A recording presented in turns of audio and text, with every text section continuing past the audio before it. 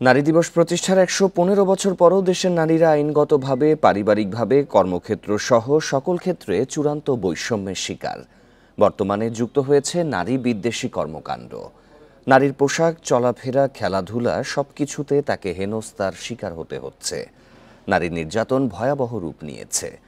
নারী দিবসে সকালে প্রেস ক্লাবে সমাজতান্ত্রিক মহিলা ফোরামের সমাবেশে এসব কথা বলেন সংগঠনটির নেতারা। এই ঈদে জামা জুতো অ্যাক্সেসরিজের ডিসকাউন্ট।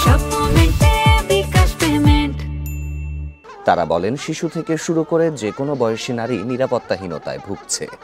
অবিলম্বে ওয়াজ মাহফিলের নামে পাড়ায় পাড়ায় যে নারী বিদ্বেষী মনোভাব ছড়িয়ে দেয়া হচ্ছে তা বন্ধ করতে হবে। নারীকে পণ্য হিসেবে উপস্থাপন করা বন্ধ করতে হবে। পরিবার ও সমাজে নারীর ভূমিকা ও শ্রমের স্বীকৃতি দিতে হবে। এ সময় প্রেস ক্লাবে নারী দিবস উপলক্ষে বিভিন্ন সংস্থার সমাবেশ থেকে আরও বলা হয়, প্রকৃত নারী মুক্তি সম্ভব সাম্যবাদী সমাজ প্রতিষ্ঠিত হলে। তাই নারীদের মুক্তি আন্দোলন সমাজ পরিবর্তনের আন্দোলনের সাথে যুক্ত হতে হবে।